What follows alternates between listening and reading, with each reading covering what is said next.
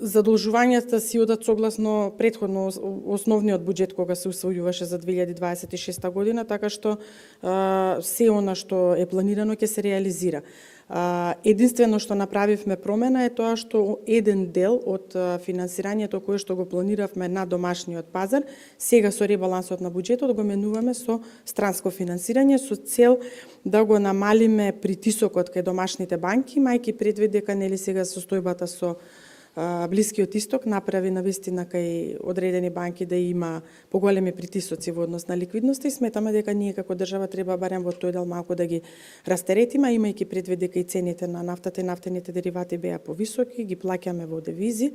подобро да имаме девизен прилив. Така да ова е една стратегија која што направивме во Министерството за финансии, имајќи ја предвид целокупната состојба која што се случува нели на